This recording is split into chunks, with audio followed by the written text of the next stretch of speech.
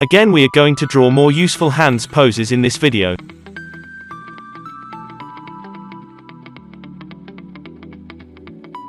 We're again going to use the same process we had used in hands 1.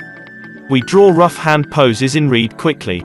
We then bring the alpha down on this layer and draw the poses in clean outlines on a new layer.